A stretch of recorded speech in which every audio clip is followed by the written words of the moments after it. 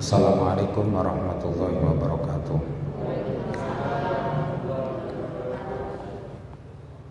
Alhamdulillah alladzi anzalal Qur'an fi syahri Ramadan hudan lin-nasi wa bayyinatin minal huda wal furqan.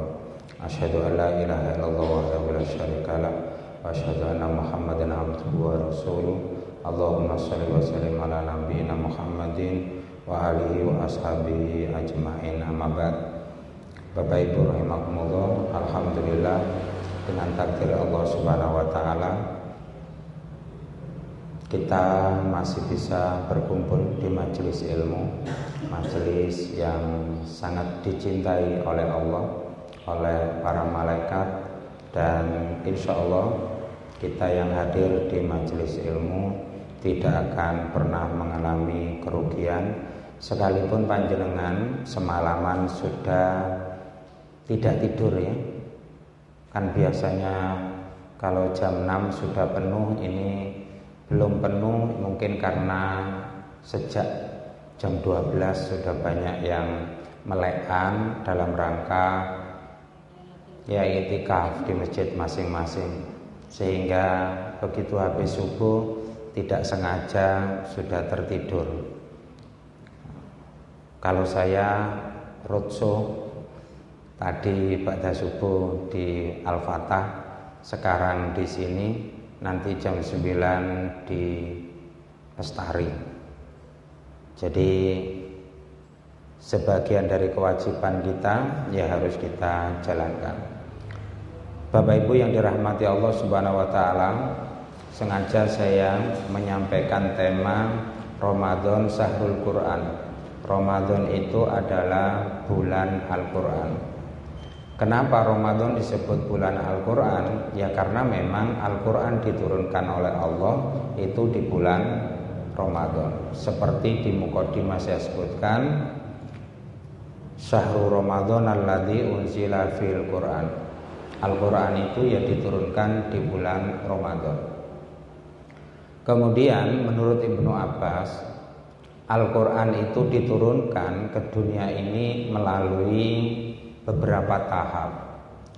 Tahap yang pertama, minallah ila lauful mahfud, yaitu turunnya dari Allah, kemudian oleh Allah diletakkan di lauful mahfud. Itu jumlatan wahidatan, yaitu jumlah yang satu, keseluruhan. Kemudian tahap yang kedua, Al-Quran juga diturunkan jumlatan wahidan, sekaligus. Kapan itu? Yaitu ketika dari Lauhul Mahfud ke Sama'ud Dunya, ila Sama'id Dunya. Itu secara keseluruhan 30 juz, 114 surat, 6.236 ayat, mulai dari Al-Fatihah sampai An-Nas. Nah, turunnya Al-Quran dari Lauhul Mahfud ke Sama'ud Dunya, di situ ada tempat namanya Baitul Izzah. Turunnya secara keseluruhan di bulan yang penuh dengan berkah, atau dengan istilah dalam ayat Al-Quran disebut malam Lailatul Qadar. Jadi turunnya Al-Quran pertama kali itu seperti itu. Kemudian karena Al-Quran hanya diturunkan sekali dari Lauhul Mahfud ke Baitul Izzah, yaitu di Sama'ud Dunya, langit yang paling bawah. Di situ ada transitnya Al-Quran, namanya Baitul Izzah, ya. Maka malam Lailatul Qadar yang sekarang biasa kita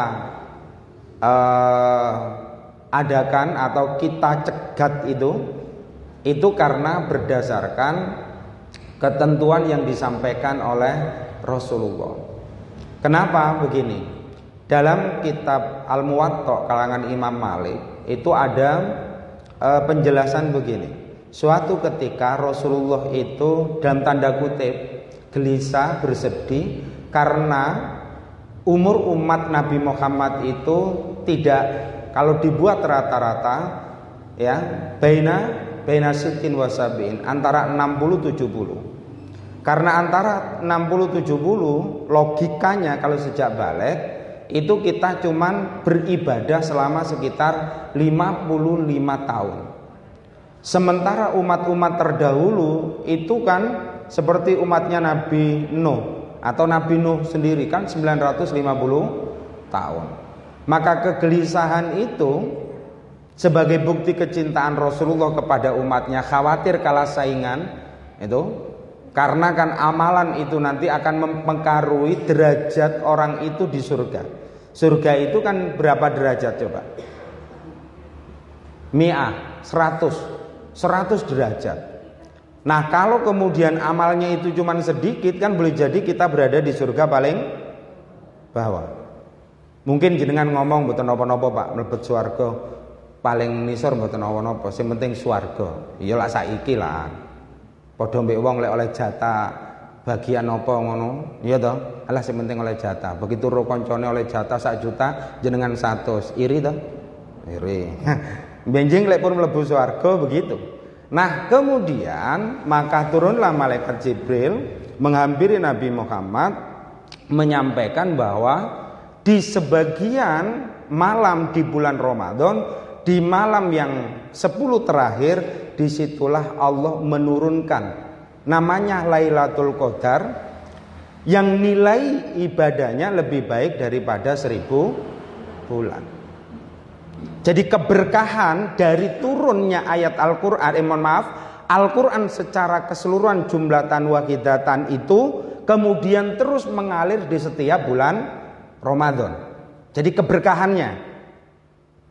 Nah maka kemudian kita sekarang begitu, setiap ganjil selikur, 23, 25, 27, 29 kita berusaha untuk menghadang Lailatul Qadar. Insya Allah kan tadi malam masjid ini juga penuh ya kan, penuh nyamuk. Nah, kalau orangnya ada Pak, tapi kan tidak penuh toh, penuh Pak. Iktikaf itu penuh. Masya Allah, luar biasa ya. Rata-rata masjid itu tidak penuh Pak. Kan dulu saya ini iktikaf di beberapa masjid Pak. Mulai dari Mbang Sri, Kertosono, Patian Rawa, itu beberapa masjid pernah saya iktikaf di situ. Rata-rata itu yang iktikaf itu sudah umur-umur dekat dengan kuburan. 60, 70 itu. Kalau yang muda-muda enggak. Nah, tapi kalau di Mbang Sri karena anak panti itu rata-rata justru anak-anak itu. Kalau di Patian Rawa itu gabungan Pak. Nah, kalau di sini sepuh-sepuh juga ya. Oh ya, itu sudah sadar diri namanya. Kalau sudah sepuh kok tidak mau iktikaf itu berarti tidak tahu, lebih memikirkan hari raya daripada iktikaf. Mestinya sepuh itu sudah tidak usah mikir hari raya, ya, tidak usah mikir, sepenting sholat. Nah, saya lanjutkan. Nah, dari situlah kemudian kita ini punya kesempatan karena keberkahan Lailatul Qadar pertama itu, kemudian Allah turunkan setiap tahunnya. Berarti kita punya kesempatan dan kita bisa menyaingi lamanya hidup umat-umat terdahulu. Jadi kalau misalkan kita setiap tahun mendapatkan Lailatul Qadar, sekali mendapatkan Lailatul Qadar itu sama dengan kita tambah umur 83,4 bulan. 83 tahun, 4 bulan. Itu per Ramadan. Kalau jenengan nompo 10 kali saja sudah 830 lebih. Lah kalau jenengan 20 tahun itu iktikaf terus, nompo terus, berarti hitungan dewe. Nah, jadi luar biasa banyak. Nah, itu tahap pertama ya. Saya lanjutkan fokus ke tema. Maka kemudian tahap kedua, turunnya Al-Quran dari Baitul Izzah sama Udunya tadi. Jadi di langit paling bawah itu ada sebuah tempat, Baitul Izzah, sifatnya gaib, kita tidak tahu. Umum digoleki piye Pak? Jenengan tidak usah cari Baitul Izzah yang berada di langit paling bawah. Carilah Baitul Izzah yang ada di dunia, Masjid Baitul Izzah itu. Ya. Nah, itu mesti ketemu Pak. Kalau Baitul Izzah yang di sana ya sampai stres ra ketemu karena sifatnya itu adalah gaib. Nah, turunnya Al-Qur'an secara berangsur-angsur yaitu 20 tahun, 2 bulan, 22 hari, ada yang menyebut 22 tahun, 2 bulan, 22 hari dari Baitul Izzah ke Nabi Muhammad melalui malaikat Jibril diawali pada tanggal 17 Ramadan, itu kesepakatan. Ya, ketika Nabi Muhammad berada di Gua Hira yang diawali 5 ayat surat Al-Alaq, Iqra bismi rabbikal ladzi khalaq.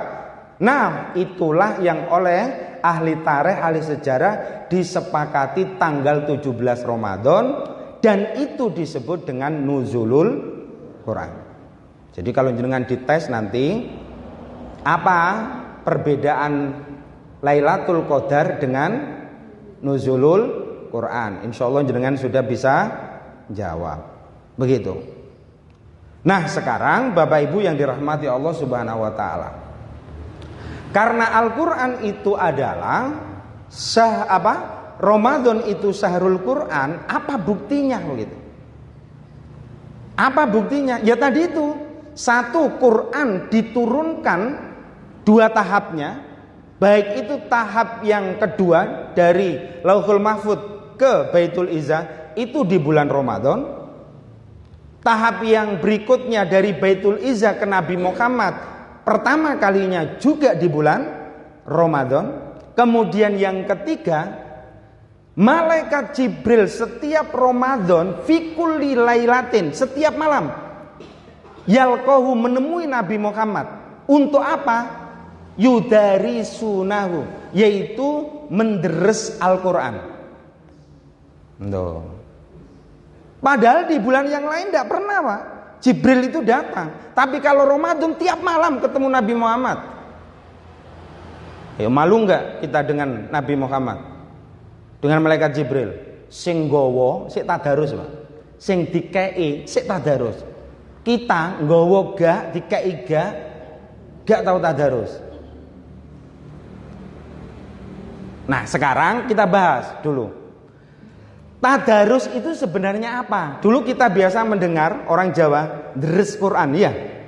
Wong Jawa itu kan biasa nyingkat-nyingkat. Muhammad celuk mat, Pak Muhammad, Pak Mat, ngono tok ae to. Jadi wis biasalah. Darosah itu artinya belajar. Berarti Nabi Muhammad dengan malaikat Jibril itu ada proses belajarnya, Pak. Apa itu? Nabi Muhammad membaca, malaikat Jibril menyimak. Malaikat Jibril baca, Nabi Muhammad nyimak. Itulah yang dulu dipraktekkan oleh kita-kita yang sepuh-sepuh ini.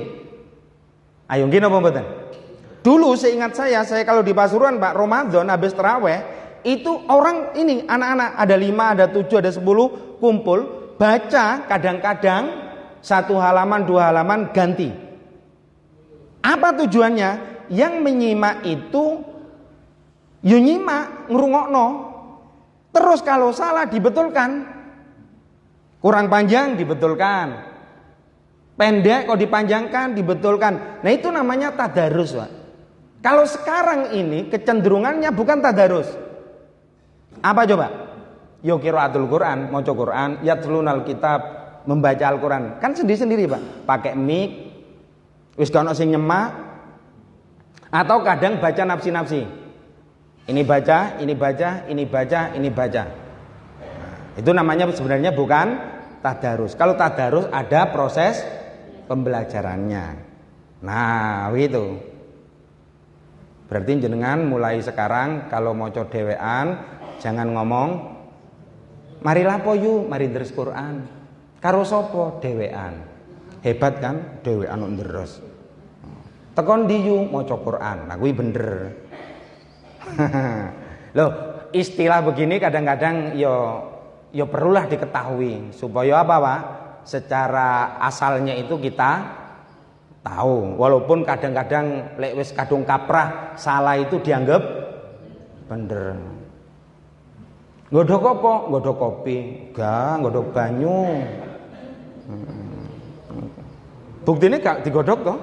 Nah itu namanya salah kaprah. Sama dengan ini Pak, mohon maaf hanya sekedar info saja, tidak usah dipersoalkan. Idnya disebut Idul apa? Fitri. Zakatnya disebut zakat apa? Zakat fitrah. Itu secara bahasa sebenarnya kurang pas. Idul Fitri kembali. Delok. Idul itu artinya apa? Kembali. Fitri artinya apa? Mokel. Iftar itu mokel, Pak. Maka ada istilah iftar jama'i, mokel bareng. Fitri itu artinya mokel. Kalau fitroti itu artinya suci. Zakatnya kalau hadis bunyinya apa? Zakatul fitri. Tapi mboten umum toh?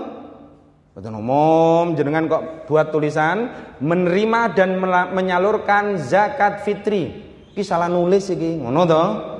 Padahal memang disengaja. Zakat karena sudah mokel. Nah itu jenenge ya lek barang gak umum kadang walaupun bener salah. Nggih, nggih. Nggih. Jenengan salat menggendong anak, niat salat ya ora usah nggawa anak. Padahal gendong anak waktu salat boleh enggak? Boleh. Termasuk misalkan kalau jenengan mohon maaf, salat ngidu itu boleh enggak? Meludah boleh enggak? Boleh, tapi umpama jenengan pas salat meludah diperkarakno gak yang polisi? Dilaporkan, Pak. Ini gendeng iki aja oleh salat ning kene apa? Lu tiap salat ngidu. Ya, mungkin maksudnya karena kalau berdahak itu kan resiko, Pak. Kruk. Dilek ora kolu, ya toh? Iki piye carane? Iya lek jenengan makmum, waladhdallin. Ora masalah. Lah kuwi lek misalkan sing berdahak itu imam. Alhamdulillahirabbil alamin. Maka Islam memberi solusi. Apa kata Rasulullah? Kalau meludah, terpaksa meludah, jangan ke depan, jangan ke kanan. Boleh ke kiri atau menggunakan sorbannya atau bajunya. Grok. Nah itu. Tapi kalau jenengan praktekkan, Pak, yakin dadi perkara. Pemane imam yang gila nih. Imame, ya itu bener tapi kan boten umum, Pak. Makanya kita ini kadang-kadang lebih seneng yang umum, ya, walaupun kadang-kadang kurang bener. Sing bener itu dianggap salah bahkan diperkarakno. Untung nggak dilaporno polisi, ya toh. Nek dilaporno opo? Imam telah menodai Islam apa? Salat berdahak. Dan itu diusap ke sorbannya. Lapor ke dinas kesehatan. Oke? Nah, kita lanjutkan sekarang. Nah, itu bukti-bukti kenapa Al-Qur'an itu disebut Ramadan itu juga disebut Syahrul Quran, bulan-bulan Al-Qur'an. Begitu loh. Nah, kemudian sekarang apa kewajiban kita terhadap Quran? Kita punya kewajiban. Salah satu rukun iman kita itu adalah rukun iman kita itu beriman kepada kitab-kitab Allah. Ingat loh ya, rukunnya itu beriman kepada kitab-kitab Allah. Berarti semua kitab Allah, Taurat, Zabur, Injil harus kita imani. Itu bagian dari kitab dari Allah, kitab samawi. Tentu yang asli. Nah, kalau kita ini kan tidak tahu, Pak. Oh, ini Injil asli apa enggak? Kita kan tidak tahu. Pakarnya yang tahu, Pak. Tapi kalau Quran kita tahu, Pak. Quran ini kurang satu huruf saja itu kita tahu, Pak. Makanya ada Quran yang tidak tahu disengaja atau gimana, kan ada Quran yang tulisannya berbeda. Menurut saya salah cetak mungkin gitu ya.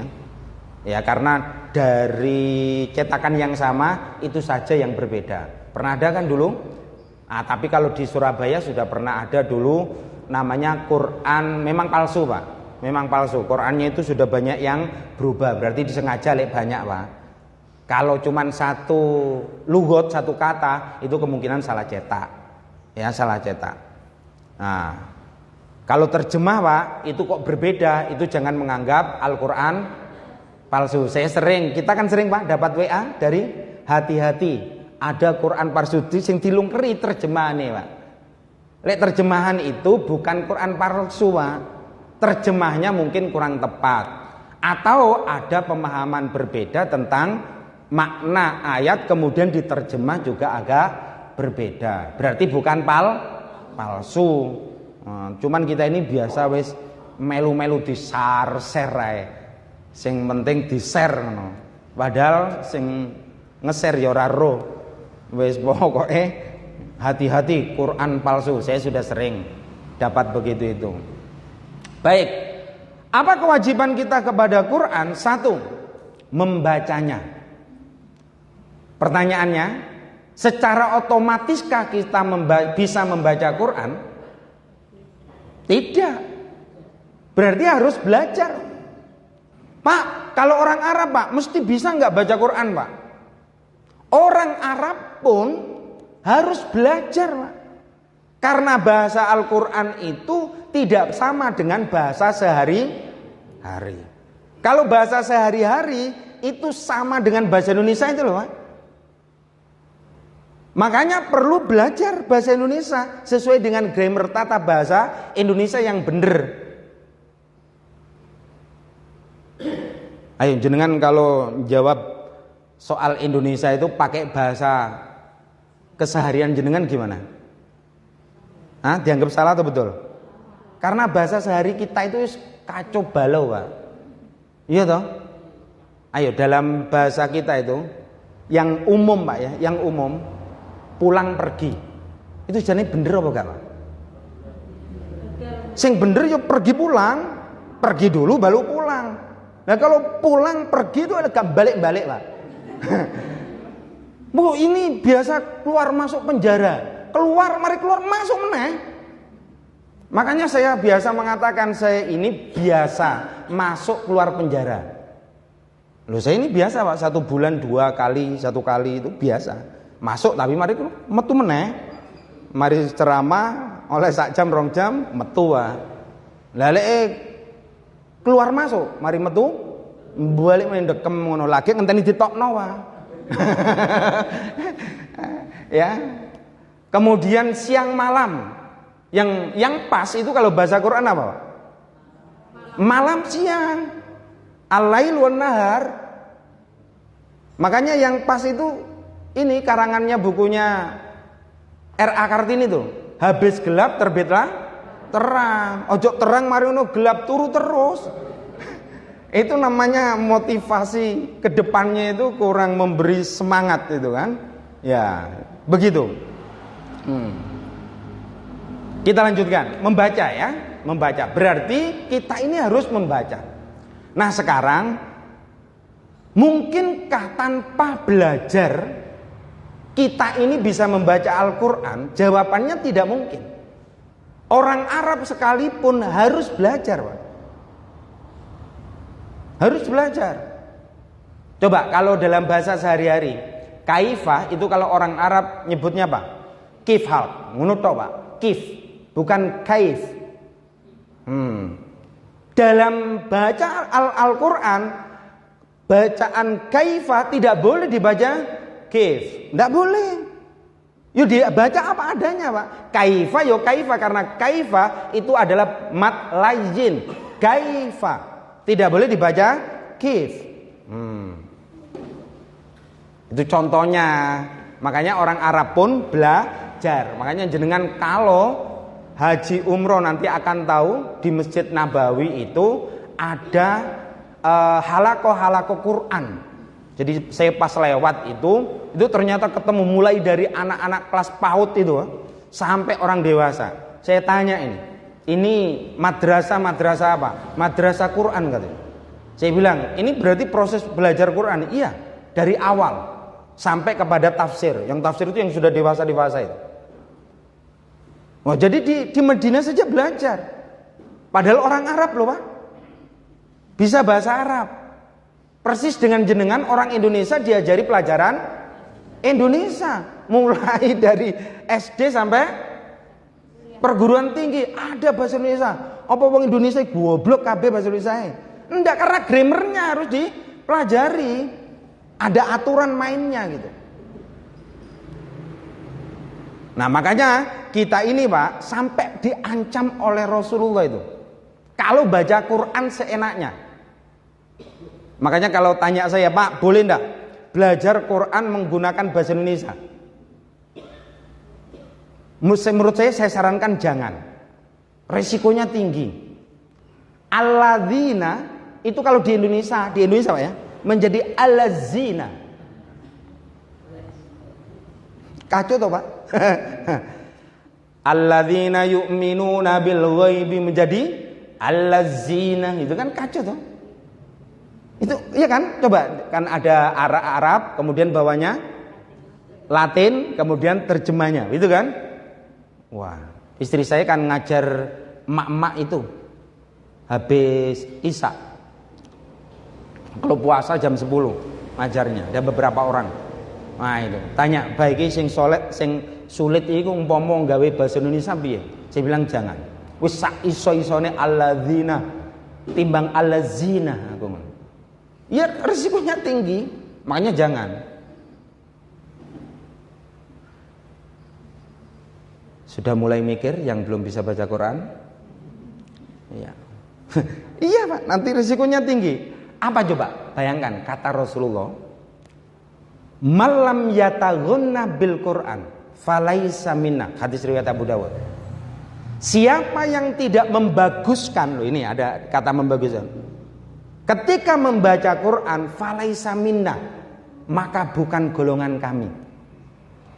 Makanya proses belajar itu harus sampai kapan? Ya sampai bagus. Kalau enggak bisa-bisa Pak, ya enggak apa-apa sudah, yang penting belajar. Makanya orang yang bisa baca Quran dengan bagus, dengan benar, kemudian membacanya seenaknya Pak, saya khawatir kena hadis ini. Apa? Enggak diaku jadi umat Nabi Muhammad. Pak, kalau begitu enggak boleh baca Quran dengan cepat. Boleh, asalkan benar. Pak, kalau tajwid makharijul hurufnya itu sudah betul, tapi tidak dilakukan Pak, artinya seenaknya itu Pak. Ya jangan-jangan ini karena Nabi mengatakan malam yataghunna, siapa yang tidak membaguskan, yang tidak memperindah, yang tidak melakukan sesuai dengan tajwid makharijul hurufnya, falaisa minna, tidak diaku, bukan termasuk golongan kami. Oh itu Nabi loh Pak. Makanya kalau jenengan ini ya harus belajar. Kalau di Nganjuk itu LPTG sudah ada namanya program tahsin. Ikutlah jenengan. Ikut nyanyi anak itu les-les noko. Bayar. Larang. Piro melu les nyanyi. Ono sing mulang gratis saya ya gak tahu teko. Apa ya ibuke meneng kok, pake ya meneng. Gak ngaji le. Anu Bu, rada males. Ya wis, gak apa-apa sesekali. Malah sing ngomong sesekali ibuke. Loh iya kan? Begitu. Makanya apa? Kalau tidak membaguskan saja itu dianggap bukan umat Nabi Muhammad, bagaimana dengan kita yang tidak mau belajar untuk bisa membaca Quran? Logikanya kan begitu. Sing wis iso tapi gak diapikno, padahal iso ngapikno, itu dianggap bukan umat Nabi Muhammad. Terus bagaimana yang sengaja tidak mau belajar, padahal ada kesempatan untuk belajar? Terus nasibnya gimana?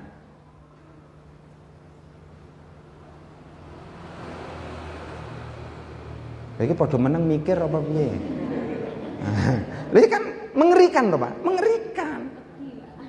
Makanya kalau ada orang baca Quran itu padahal bisa itu kemudian seenaknya, ya kalau tanya saya khawatir. Saya khawatir. Tapi kalau baca cepat belum tentu itu salah. Karena ada orang mengatakan baca Quran jangan cepat-cepat. Yang tidak boleh itu terburu-buru. Kalau cepat itu boleh. Alladzina yu'minuna bil ghaibi wa yuqimuna sholata wa mimma razaqnahum yunfikun. Kesannya kan cepat, Pak. Insyaallah bener. Tapi kalau begini, embo aku kayak iso ngomong, nilain dhewe. Engko lek ngomong salah kok sinasan keminter. Iya toh? Tapi kan kata Sayyidina Ali, warattilil Qur'ana tartila, bacalah Quran dengan tartil itu sesuai dengan hukum tajwid, makharijul huruf, ibda wakofnya harus cocok. Nah kalau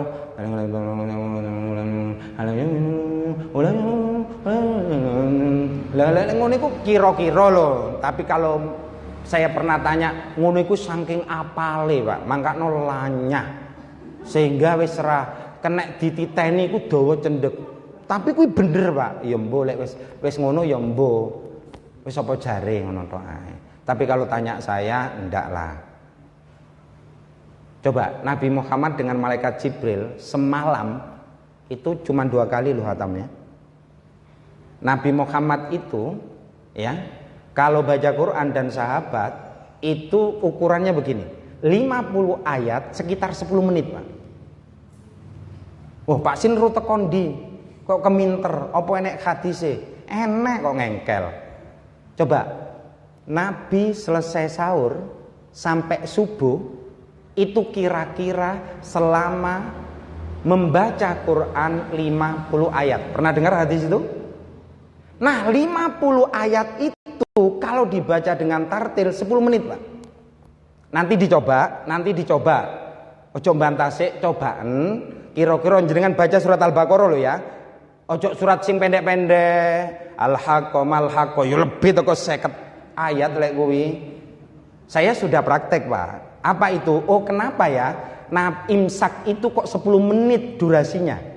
Karena ada hadis Nabi selesai sahur sampai subuh kira-kira kalau membaca Quran itu 50 ayat. Nah, saya sudah ngetes, sudah praktek. Kalau tempo lagunya lambatnya seperti yang saya baca, Pak, insya Allah nanti 50 ayat dari surat Al-Baqarah itu 10 menit, Pak. Dzalikal kitabu la raiba fihi hudal lil muttaqin alladzina yu'minuna bil ghaibi wa. Kalau segitu temponya, Pak, insyaallah 10 menit 50 ayat. Nah, kalau lebih cepat ya iso 100 ayat. Dzalikal kitabu la raiba fihi hudal lil muttaqin alladzina malah wakeh kowe. Berarti, nah ngerti berarti ya? Nabi Muhammad itu memberi contoh bahwa membaca Quran itu tidak terburu-buru. Yo minimal koyok sesudes lah kalaupun mau cepat. Di antara imam-imam Masjidil Haram yang paling cepat itu kan sesudes. Nah segitulah. Kalau sesudes baca 50 ayat insya Allah 10 menit. Iya itu segitu. Nah kalau kita Oke, berikutnya sekarang. Yang kedua, kewajiban kita terhadap Quran. Apa itu?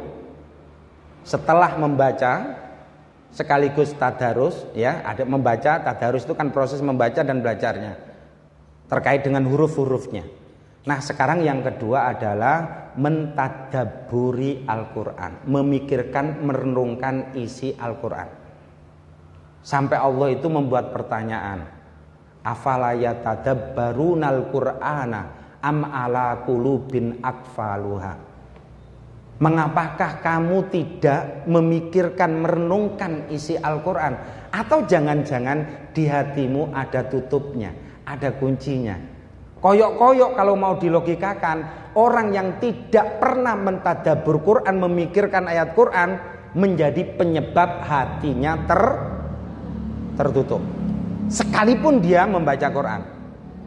Makanya jangan heran orang yang biasa baca Quran tapi tidak pernah memikirkan isi Quran menentang apa yang ada dalam Quran. Ayo, ada ndak yang begitu itu? Yo biasa maca tapi isi Quran diingkari. Kenapa? Karena tertutup, Pak. Kenapa tertutup? Ya dia memang menutup diri untuk memahami isi Al-Quran. Makanya harus ada kajian tafsir. Makanya kalau Pak Yai Ali Mansur itu begini, minimal kita ini di rumah punya terjemahan. Walaupun terjemahan itu tidak menyelesaikan persoalan yang kita tidak mengerti dari ayat Al-Quran, baru kemudian kita perlu tafsir. Loh, iya kan? Dengan jenengan bisa memahami melalui tafsir-tafsir itu, oh sing dikehendaki begini, oh sing dikehendaki begini. Karena kadang zahir ayat, ya, terjemahan dengan maksud yang dikehendaki itu kadang-kadang berbeda. Begitu. Berbeda. Sama dengan ini loh, Pak. Lek sing melu zahir ayat itu terus gak dipahami secara keseluruhan, wong sing ngengkel rabi papat itu loh. Ayo, sing ngengkel rabi papat itu mengatakan apa? Quran kan tidak melarang. Ya memang Quran tidak melarang.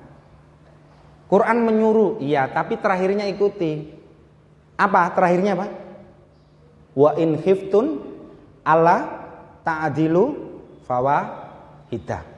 Kalau kamu khawatir tidak adil, cukup satu. Berarti satu itu pun disyariatkan, ojo ngengkel papat ae. Makanya kalau tanya saya, rabi papat kalau menyebabkan dia melakukan kedzoliman ke salah satu istrinya, atau 2 di antara 4, atau 3 di antara 4, atau keempat-empatnya sering terdolimi, ya cukup satu saja.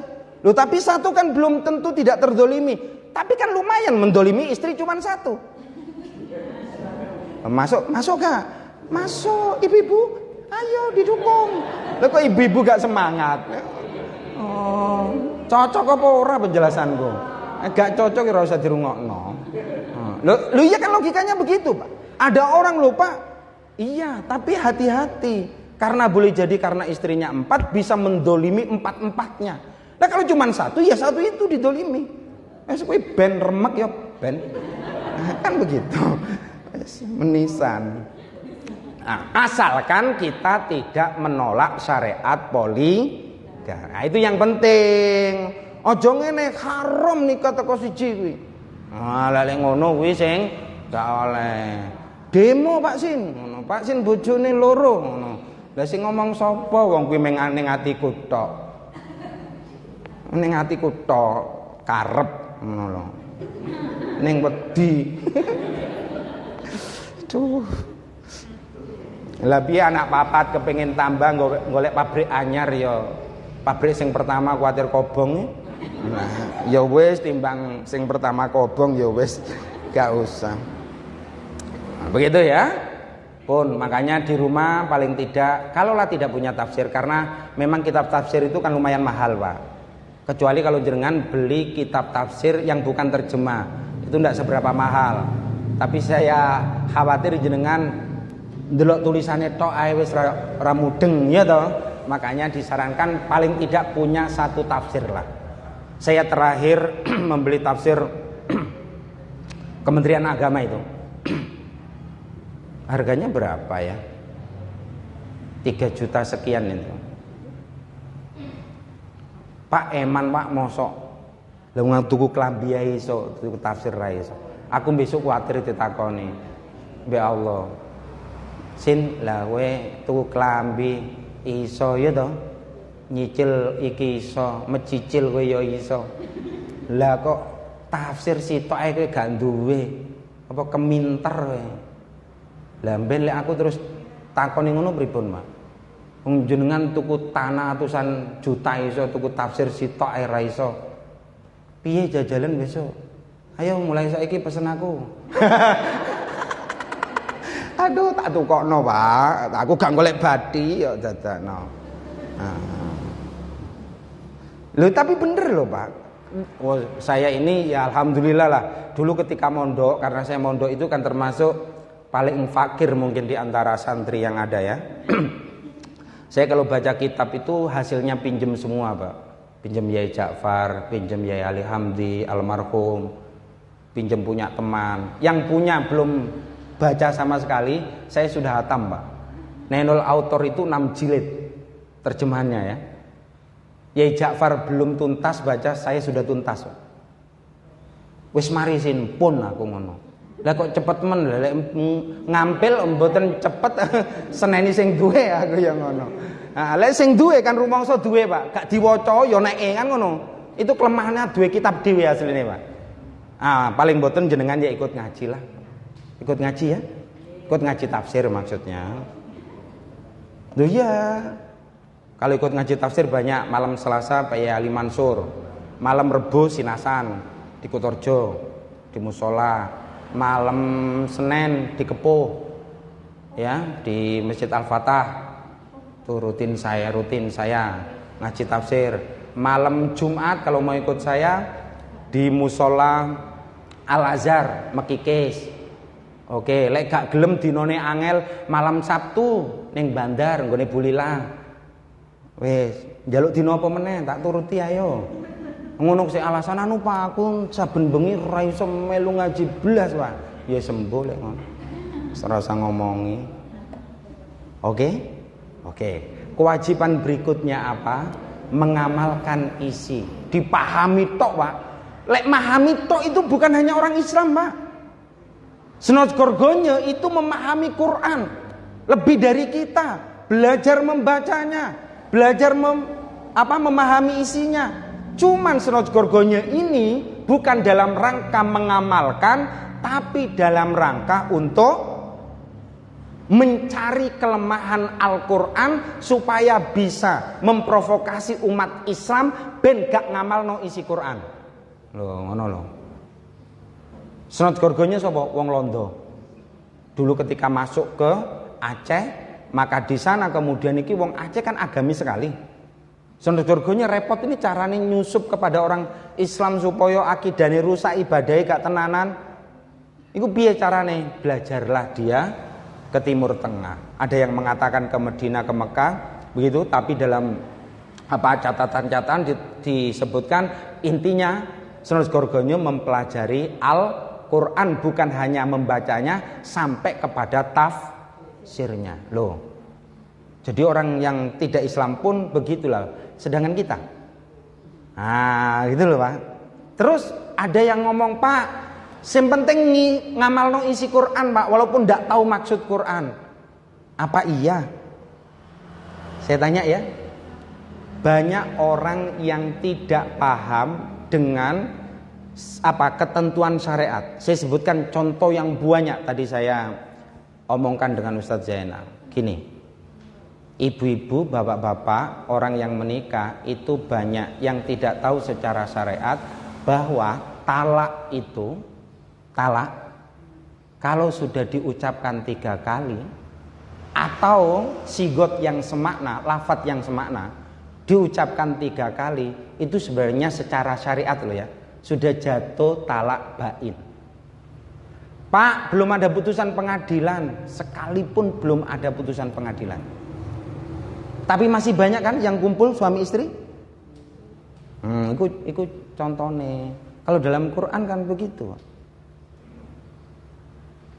Piye jajalan? Berarti banyak suami istri sebenarnya yang secara syariat kumpul kumpul bojone dhewe. Kenapa kok disebut kumpul kebo ya? Karena ya sakno kebo lah. Jadi gitu ya.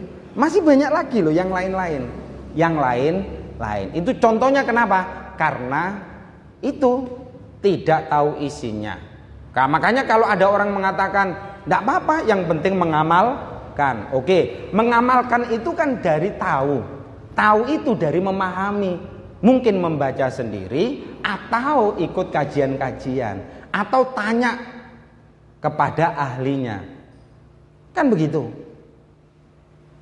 Saya ini beberapa, bukan ya sering lah kalau di KUA itu ada orang tanya, biasanya saya begini, sudah pernah menjatuhkan talak? Belum Pak. Tapi pernah Pak, saya ini diusir oleh suami. Kono ndang mulai nyang mbokmu, rasudi aku ndelok raimu. Lek kuwi maksud hati itu memang menceraikan dalam hati, itu jatuh talak. Itu namanya sigot talak. Sigot yang semakna dengan talak. Kalau dalam usul fikih kudu ditakokno, Mas, aku mbok usir kon mulih nyang mbokku kuwi maksude sampean apa? Sampean nyerai aku. Lah kok sing lanang ngomong, sip.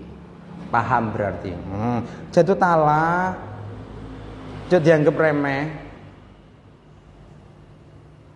Ada yang datang ke kawah, wayu aja, ora ayu, wayu aja. Dhuwur, kuning, jilbaban dawa, Pak. Durung ngomong wis nangis. Aku tambah wedi.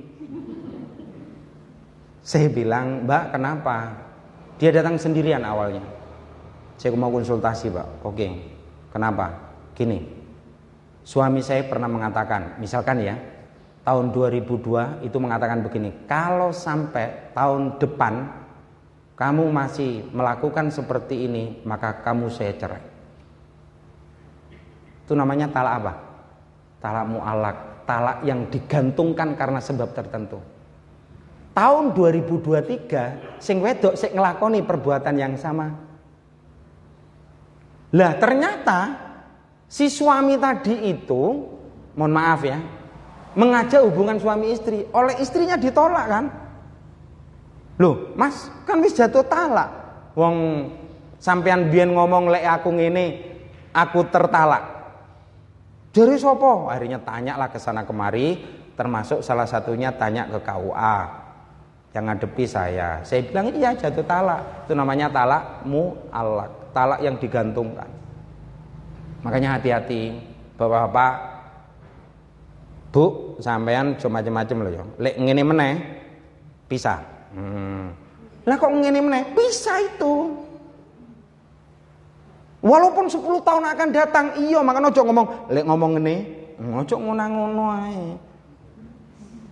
Loh, iya kan bisa jadian. 10 tahun ternyata melakukan hal yang sama. Gimana? Misalkan, contoh. Ada istri pesan online tanpa sepengetahuan suami, mbopo lah. Lah kok bojone mangkel, sampean kok pesen online meneh gak ngomong aku, pisah. Lah kok oke 1 bulan, 1 tahun, 2 tahun. Lah kok 20 tahun akan datang pesen. Jatuh talak enggak? Jatuh talak karena mu'allaq gitu sih. Lah itu contohnya. Hati-hati ya. Hati-hati. Oke. Ya begitu. Makanya apa? Kewajiban kita mengamalkan. Nah, sekarang pertanyaannya, mungkinkah semua isi Quran diamalkan oleh kita? Jawabannya bisa. Tapi ingat, isi Quran dan hadis itu ada yang sifatnya bisa dipraktekkan secara individu tanpa campur tangan siapapun. Contoh, aqimus sholat, dirikan sholat. Jenengan tidak melibatkan siapapun bisa nggak sholat? Perawan, jejaka, rondo, dudo, duwe anak, gak duwe anak, duwe tonggo, gak duwe tonggo, ono Pak RT, gak ono Pak RT, tetap bisa kan sholat? Bisa. Berarti nafsi-nafsi individu bisa. Gitu. Ada yang sifatnya Al-Quran itu dipraktekkan oleh orang yang sudah berkeluarga. Wa asiruhunna bil ma'ruf. Dan pergaulilah mereka istri-istri dengan ma'ruf. Bagi siapa? Bagi laki-laki yang punya istri. Jangan laki-laki tidak punya istri membagusi pergaulannya dengan istri orang. Loh Pak, dalilnya kan pergaulilah mereka para istri dengan ma'ruf. Nah ini istri orang Pak, karena oleh suaminya tidak patek direken, saya urus. Nah ini kacau ini. Nggak bisa. Ini ketoknya guyon tapi yo lek salah memahami kan kacau Pak. Paham maksudnya? Berarti Quran hanya Bagi yang Joko ndak bisa, bagi yang Dudo ndak bisa. Kan begitu. Tapi ada juga isi Quran yang hanya bisa dikerjakan oleh penguasa. Apa itu contohnya? Misalkan hukum rajam, hukum potong tangan. Siapa yang boleh melakukan? Penguasa. Jangan ndak boleh ono pezina tek. Lu kok dadakno ada 4 orang saksi. Jadi baru ditegakkan kan kalau ada 4 orang saksi. Ada yang mengatakan 4 orang saksi itu dengan melihat dari 4 sudut yang berbeda. Soro toh, wong zina didelok dari 4 sudut yang berbeda. Tahu maksudnya? Kalau misalkan ada orang zina di kamar. Zina di kamar. Sampean ro nyeluk koncone telu, papat toh. Tapi nginceng dari bolongan yang sama. Begini ini oleh sebagian ahli ya, itu dianggap tidak memenuhi syarat si pezina untuk dilakukan hukum rajam atau hukum cambuk. Apa? Kudu bolongi papat. Bolong isih diborse. Iya lek omam koyo mbiyen Pak ya, omah desa Pak kayak dulu Pak ya. Gedek itu enak Pak. Karena dipelekek saiki ngono tok ae awakmu kono. Gampang. Lah lek tembok ngene iki ngebor ae wis urut ya wis mlayu dhisik.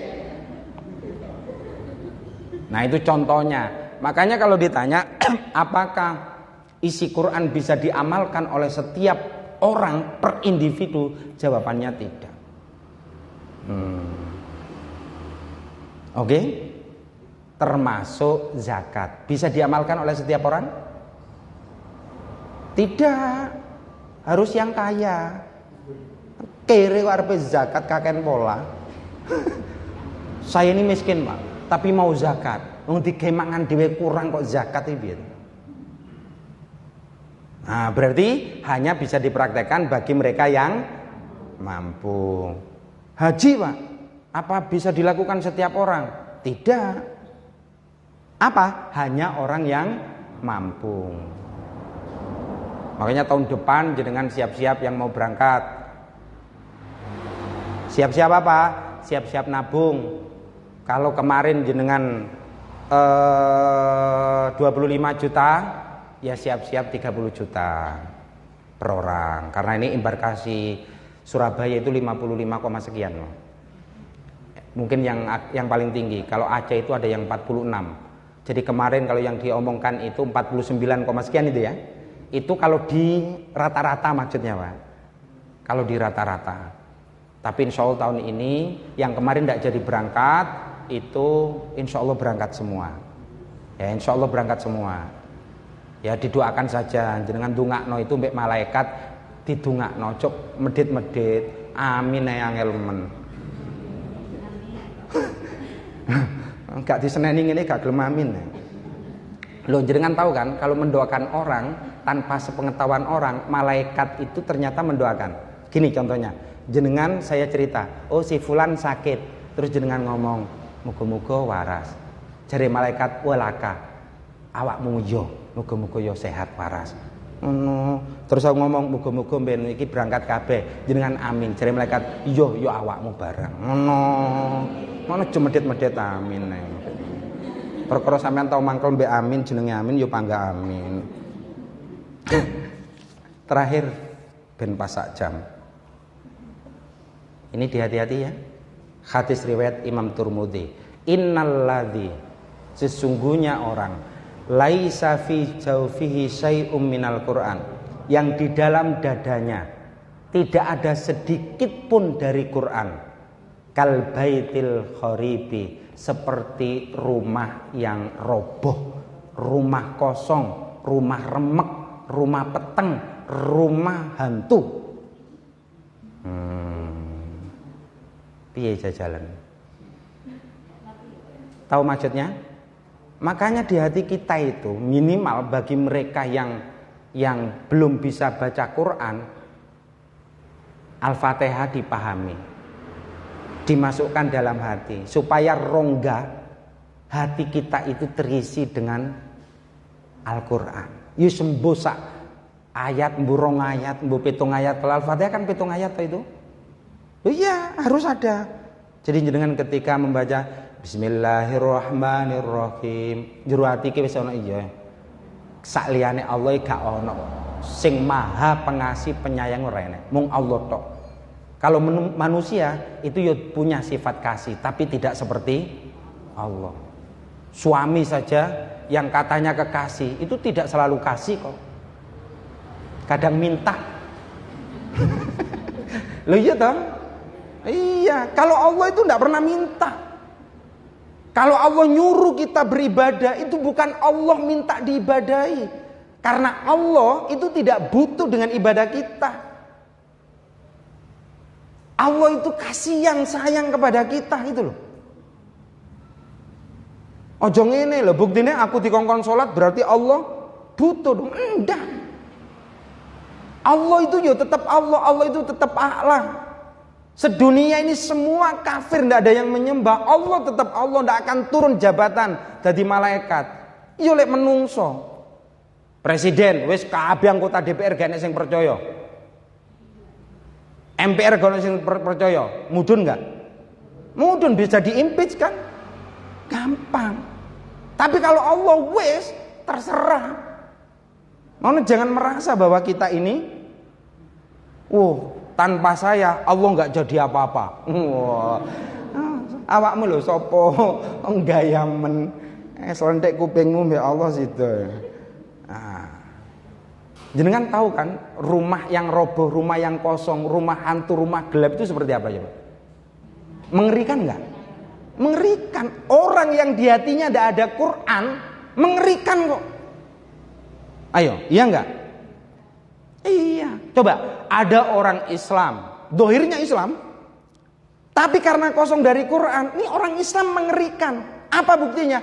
Justru mencaci maki Quran. Yes, saya tidak usah sebutkan lah golek ono dhewe apa mana saiki zaman medsos ya toh, di medsos itu kan ya suwake Islam tapi terus ngenteki ngono kan piye ya ning kene iki kosong. Apa mengerikan. Nah, orang yang tidak tahu mondok tapi karena di hatinya penuh Quran itu keto Pak tawadzu'e. Tawaduknya itu kepada Allah, tawaduknya kepada Rasulullah, begitu kan? Nah, makanya jangan kosongi hati kita ya dari Al-Quran. Makanya pesan saya begini, sudah kesimpulannya. 1, kalau kita belum bisa membaca Al-Quran, berniatlah untuk belajar. Niat tuh Pak sampai mati, ya terserah sampean. Wes. Mbuh resikone piye gak ero aku. Iya. Kan enak kan kalau ada komunitasnya, ya toh? Ada beberapa orang yang tidak bisa baca Quran. Ngundang saja kalau malu datang. Pak, bayarnya nanti mahal, Pak. Ora usah dibayari pokok jenengan mentolo ngomong. Pak Ustadz pun nggih jenengan pokoknya saben minggu mulang niki tiang sedoso tapi ngapunten nggih mboten kula sangoni pun mboten usah ngarep. Lek ngoten niku jenengan ngomong ke saya. Insyaallah, aja sinasane lambene tok. Wis to teko nyang KUA tiap jam sakmene mbek sakmene. Enak to? Gratis. Engko lek kono ngelak malah tak jukukno banyu mbek aku. Lek gak ono banyu aku ayo ning kono ono keran urepe lek gelem. Selama belum bisa baca Quran, bacalah yang menjadi hafalan jenengan. Sering-sering dibaca. Ojo ngenteni salat tok. Al-Fatihah waca wae. Wis gak usah diniati piye-piye. Wis pokoke diwaca. Mlaku-mlaku alhamdulillah jare wong iki lha apa tiap mlaku muter kok.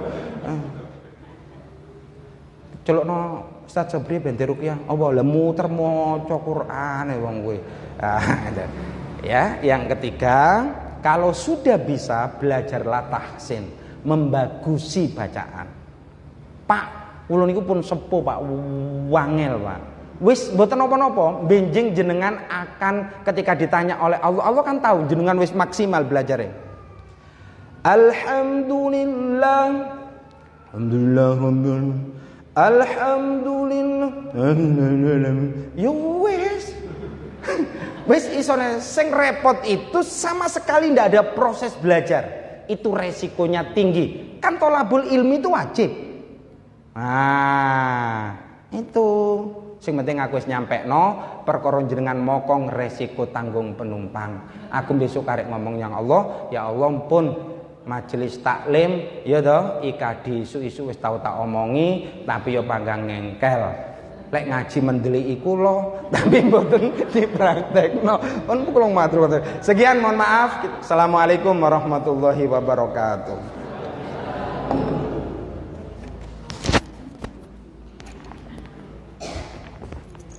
Mbah sehat, Mbah. Iki nek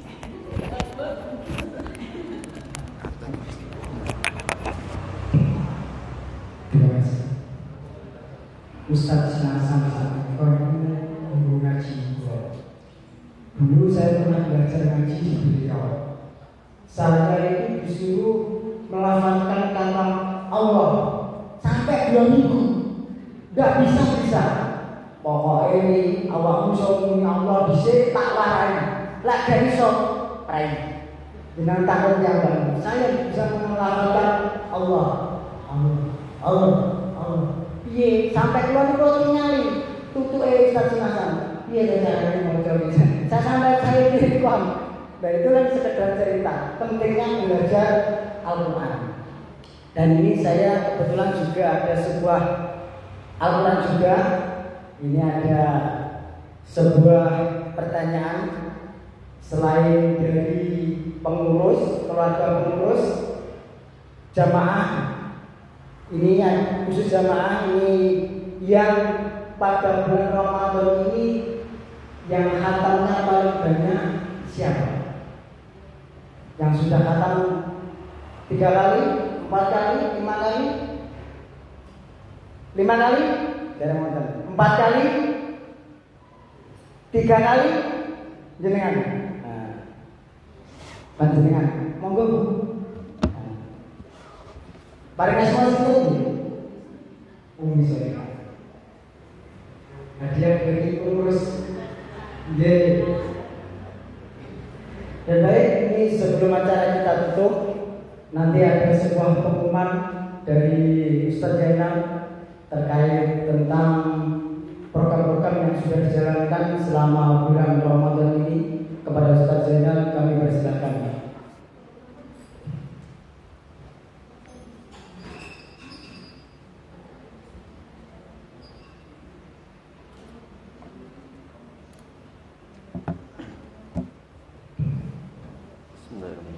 Assalamualaikum warahmatullahi wabarakatuh. Menurut kami, waktunya sebentar kemudian waktu dengan segala lelah. Kata saya, auto melayani. Sedikit pengumuman dari pengurus. Alhamdulillah, Ramadan ini kita bersenai beberapa jamaah yang tinggal di sini, adakan sahur bersama. Kemudian di SD ada Pak Andi, setelah juga sahur bersama sekaligus itikaf. Itu dari mana? Dari Pak Pemimpinan. Dan kemarin kita sebarkan player dan program tadi, antara lain adalah ada sebagian jamaah titip dana ke kami, kita serahkan ke masjid untuk buka bersama. Semoga semua amal ibadah untuk semuanya di bulan Ramadan ini diterima Allah SWT. Yang kedua, saya merasa perlu menindaklanjuti apa yang saya sampaikan di Silasan mengenai belajar Quran.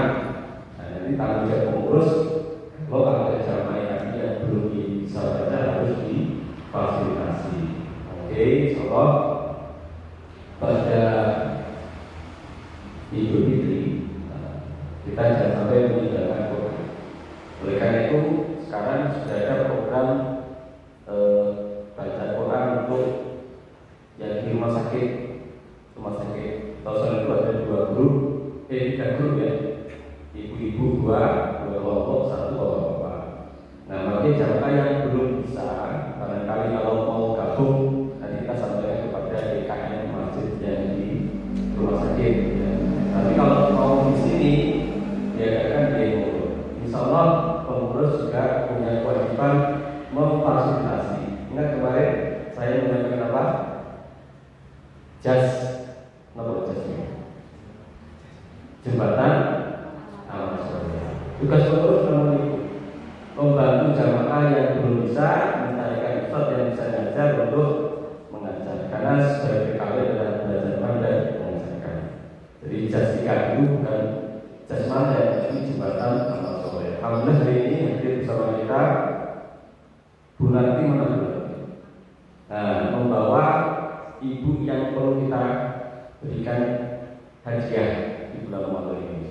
Ibu ini nanti kita akan berikan hadiah juga dari infak panjenengan. Jadi kita juga sebagai penyalur kebaikan para jamaah musim ini pada yang dibutuhkan. Itulah namanya jas jembatan amal soleh. Kalau kita tidak bisa memberi, jadilah perantara kebaikan. Bapak itu kalau di rumahnya tetangganya ada guru ngaji, ada duafa, ada yatim, nanti mohon disampaikan kepada pengurus. Ya, jangan suka-suka karena pengurus ini jangkauannya tidak seperti yang berbagai usul bagi desa sekitar sini. Saya akan dibantu ya pengurus, ya supaya bisa menyalurkan apa yang dapat dimakan melalui infak kencelengan. Ada juga sekarang kita punya namanya kiris, ngetot kiris. Tapi belanja Shopee paham ya? Jadi belanja sebelum lebaran sudah laris seperti ini. Ya. Sekarang ada transaksi menggunakan barcode. Nah di depan itu sudah kita pasang kalau infak manual kan, kotak itu keliling. Kalau kencenengan bawa pulang. Dan saya nggak punya dompetnya kosong, tapi akhirnya isinya banyak. Nah, di HP-nya juga ada uang elektronik, bisa dicoba kiris yang di depan itu, apalagi sekarang bulan Ramadan. Kalau bisa tes, bisa nggak itu kirisnya jadi, harganya dari BSI. Silakan dicoba, tidak lupa yang banyak, yang penting ikhlas. Syukur melalui kakak. Nah, kalau ini bulan Ramadan, insyaallah nanti akan kita update oleh infak melalui kiris. Jadi sekarang ada pintu-pintu amal soleh. Yang pertama adalah infak keliling, yang kedua adalah kencelengan, yang ketiga melalui kiris atau melalui transfer. Karena jamaah kami juga ada yang tidak hadir waktu saya. Saya pantau di grup ini banyak yang tidak hadir, tapi mendengar lewat YouTube dan Facebook. Nah, paling yang hadir karena belum masuk ke grup WA. Nanti saja ditularkan lewat di share YouTube dikasih siapa yang sudah like subscribe share. Nah, dicek ya. Jadi pengajian nanti juga ada ya. Nah, nanti bisa ditonton ulang apa yang disampaikan ke penjelasan. Pokoknya tak sampai ini risiko ditanggung. Tidak perlu betul-betul tanggung risiko ini. Makanya nanti pasca tadi pada kita coba galakkan gerakan mencintai Quran tidak hanya di bulan Ramadan. Demikian yang bisa saya sampaikan sama pengurus dan pribadi. Mohon maaf dari batin selama presentasi kemudian karena nanti sebagai sudah mudik sebelum lebaran. Mohon maaf atas kesalahan. Semoga kita berjumpa di pada Ramadan dengan pengajian setiap pekan pertama dan ketiga. Sekian, assalamualaikum warahmatullahi wabarakatuh.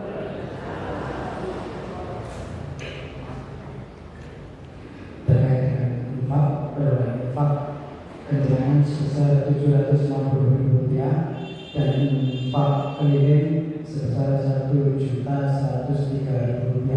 Semoga pada panjenengan semuanya diterima oleh Allah SWT. Marilah kita akhiri kajian pada pagi hari ini dengan bacaan alhamdulillah dan doa kafaratul majlis. Alhamdulillahirabbil alamin. Subhanallah wa bihamdihi asyhadu an la ilaha illa anta astaghfiruka wa atubu ilaik. Kurang lebihnya saya mohon maaf. Wassalamualaikum warahmatullahi wabarakatuh.